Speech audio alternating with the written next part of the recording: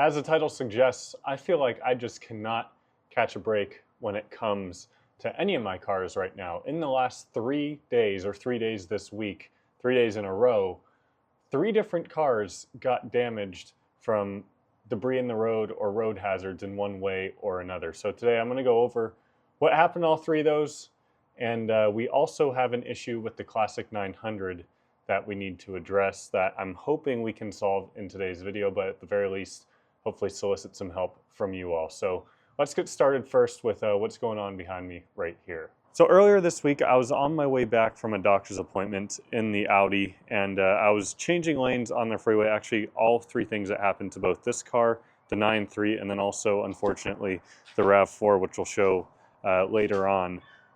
All 3 things happened when changing lanes. I changed lanes. As soon as I hit the space between the lanes, I just heard a pop, like I hit something in the road. And of course, right after that, my tire pressure light came on.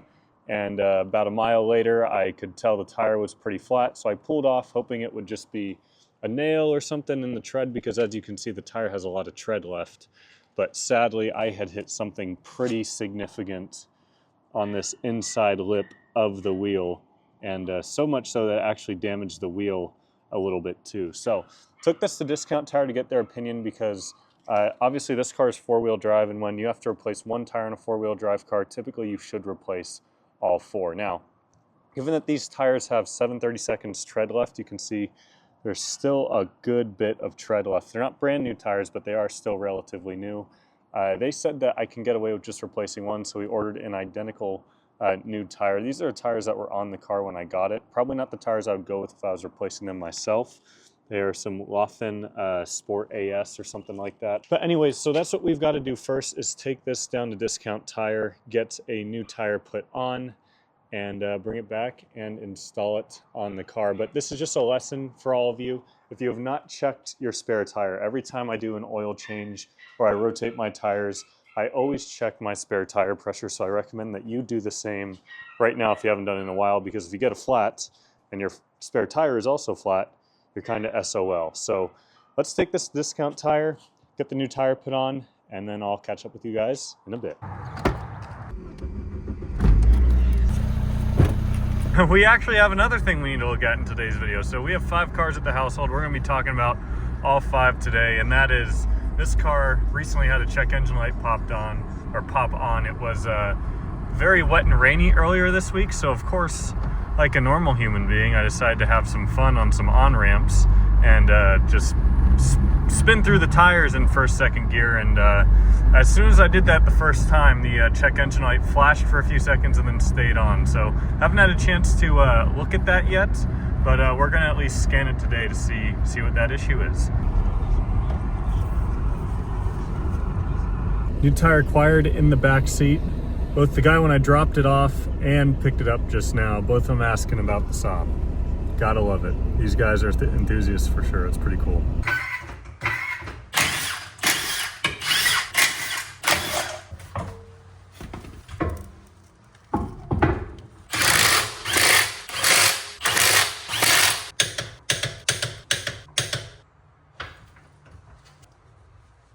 One thing I'd like to show you guys is this cool little quirk that this car has. So you have the handle, of course, to pull this up and access where the spare goes. On that is a nice little hook, so you can actually hook it around there. You don't have to worry about that falling down on you. Now, this is my first time going to this Discount Tire, and I always worry about this kind of stuff. I detailed the wheel, as you saw, because there's a ton of tire shine and black crap all over the wheel. Of course, there is a little bit of damage. I've been through this before with Turbo X wheels with them, and it's just a complete hassle to have to deal with them trying to take blame for any damage to wheels. So there's just, little scratches here and there that these wheels were in perfect condition before. That one's not quite coming up on camera. There, you can see it right there. So not the end of the world, just very frustrating, but let's get the spare in. And I want to talk to you guys about the bad luck I'm having with just about every car in the fleet right now. Let's start in the garage with the 9.3, which has the least of my concerns, thankfully. And that is When I was taking this car on a cruise after our annual Saab Arizona meet, you can check out that video in the top corner, I was changing lanes similar to how I was changing lanes in this car and in the RAV4 out there we'll talk about here in a second. And as I changed lanes, there was a gigantic piece of tire that was right in the middle of the lane. And it came up. You can see it scuffed that pretty bad. The whole lip was popped out. Thankfully, I mean, as you guys can see, there's a ton of rock chips in this already. So I'm not like super worried about it. I think that'll all come out, but very frustrating nonetheless. And as I'm shining the light on this, you can just see the amount of rock chips that this car has. Not all of them are rock chips, some of it's dust. But yeah, very, very frustrating there. But again, the least of my concerns. Now, the one that I'm most frustrated about is right out here with the RAV4. So the RAV4 has just been an absolute workhorse. As it always is. We took it to Tucson a couple weeks back. Same exact thing. I was overtaking someone on a single lane highway. As soon as I overtake them or go to overtake them, someone kicks something up, and I think it might have been another tire or something, and it just did a number on this bumper, and I just feel so bad about it. You know, honestly, a little bit of touch-up paint and some sanding could probably get this to look pretty good. This gouge is not super deep right there, but still it's incredibly frustrating. All this will probably come out with some clay bar for the most part, but you can see there's some more marks up there. It's just a big piece just smacked the side of the car, so very, very frustrating. But now let's pan over this car. Let's see what that check engine light is for. All right, let's see what we can get here. P0300 random multiple cylinder misfire. Okay, that makes me feel pretty good. As I've told you guys, it's been very wet out. It's been our wettest fall in the history of Phoenix, actually. Almost or over 6.5 inches now, which is about what we usually get for rain in a year. And so I was having a little fun because it's been really wet lately. And I don't know, maybe when I did that, I didn't feel anything, but granted the car was just banging off the rev limiter because it had no traction.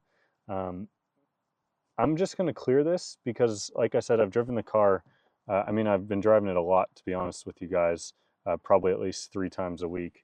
And I've probably put almost 100 miles on it since the check engine light, and I've had no issues. So we're just going to erase that and pretend it never happened. If only I could do the same thing for everything else that I've talked about in this video. I think we've safely avoided the problem with the NG900. We've talked about the RAV4's issue. We've gotten the tire replaced on the Audi. We have also touched on a little bit of damage, albeit probably the least important of the 5 cars in the fleet on this car. So that just leaves the last car in the fleet, which is the C900. But y'all might remember this car had a cold start issue, meaning like if it was below about 40 degrees, the car just would not start. I initially had a hot start issue when I first got the car. That was solved with a new starter. Cold start issue I could never figure out, but I figured it wasn't a huge deal since the car, you know, it rarely gets below 40 degrees here. It wasn't really a big deal. Now, however, that I've been trying to at least start driving it, it seems to have that problem to an even worse extent where it won't start if it's below 60, 65 degrees. So the car does have a lot of old gas in it. My buddy recommended at least starting with that. So we're gonna first off see if we can get this thing to start. It hasn't run in probably 3 weeks because I just haven't had time to look at it. But if it does start, which it'll at the very least need a jump, and you'll see how rough it'll run when it does start, if it starts. If it starts, we will take it to get some gas, maybe just on a quick little joyride around since the rain has finally let up. We'll see if you guys can give me any advice on this because I have been sent a lot of information about cold start issues on these cars.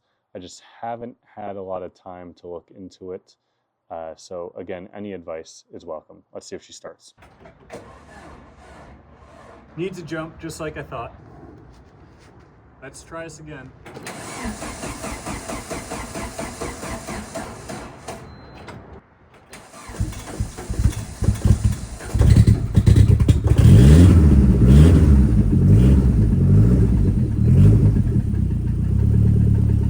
So I was giving it a lot of assistance there on that startup. That I'm going to attribute more to just the dead battery. Yep, there it goes. There it goes. That's the other problem that we're having. That was a problem last winter, you might remember. But the car just idles very roughly for the first couple minutes when it's cold. This I'm not really as concerned about because usually I'm just sitting in the car and I'm just kind of helping it along with some gas. I completely drained the jump pack doing that, so I'm gonna have to grab a backup jump pack for when we shut it off, but I'm gonna let it run for a few minutes just sitting here so that way we can hopefully charge up the battery a bit and we won't need to jump it again when we go to get gas. The temperature gauge also just seems to work intermittently. I can promise you most likely by the end of our drive that'll pop back up and start working. So the little wire that sits on the engine bay that goes to this, I've cleaned it, I've messed around with it. I have no idea. So any thoughts on that as well? These are just some of the little things that I'm trying to remember as we, hopefully start driving this car this winter. But we got another jump pack. This is why I have one of these in every car. There we go. You can see I put 0.2 miles on the car and temp gauge has already worked again. Also, gotta love the kids in the neighborhood. Drive by, they're waving at me, want me to rev it. The kids that live catty corner that have probably seen this car all summer. So just cool to see. All right, anyways, it's started raining again fantastically, but time to get some gas. And there, look, see, it's already stopped. It's gone out again. Oh my goodness. I think this has a mind of its own because, well, first off, I'd be shocked if the car is that hot, given the weather. But I'm gonna check because the temp gauge has been going up and down like crazy. Let's see, is the coolant? Coolant looks just fine.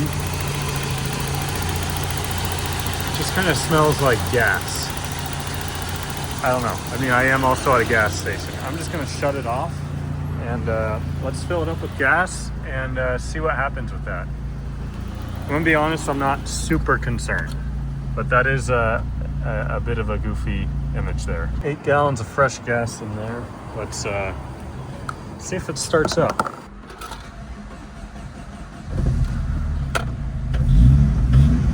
Yeah. So when I get home, I'm still gonna put the battery on a trickle charger because I don't plan on driving the car at all this week with the holiday. But again, see, temp gauge is not working. Let's see if this thing gets home without an issue. If the temp gauge stays the whole way pegged up here, I'll see what happens. But I'm gonna be honest with you guys, I have a feeling that was completely a fluke and just way off. Temperature sensors, thermostats, all that stuff was brand new when we did the engine rebuild a couple of years ago. Yep, immediately as soon as the temp gauge popped on, it was right where it should be. So that's a good sign.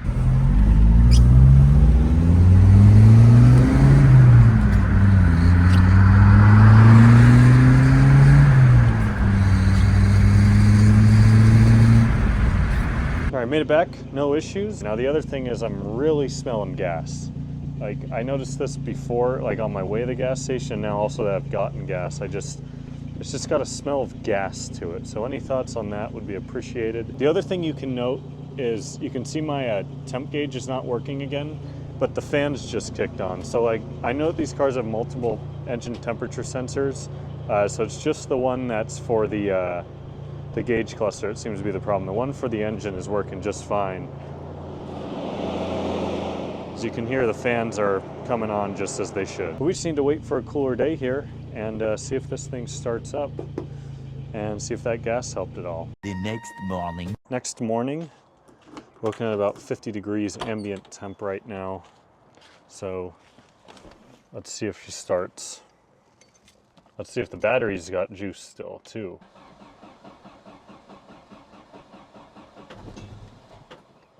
See, it started there for a sec. Yep.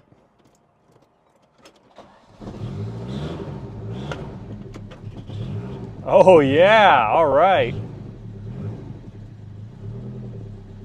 We're gonna have to track this as time goes on, see if this is actually a solve to the problem, but I'd tried to start it when it was about 10 degrees warmer than this multiple times, like probably 3-4 times, and it would not start. So you can see it struggles to start. It took 3 tries, but it did start. And like I said, once the car's warmed up, it started fine, as you saw when we went to leave the gas station. We've got a lot of work to do on this car, as well as well, I guess all of them, really. And only so much time, sadly. But you guys will see more content on all these cars soon. If I got this issue fixed, which only time will tell, that'll give me some more motivation to start working on this thing and definitely start driving it now that we have cool weather. But thank you all so much for watching. If you enjoyed the video, please give it a thumbs up, and I'll see you in the next one.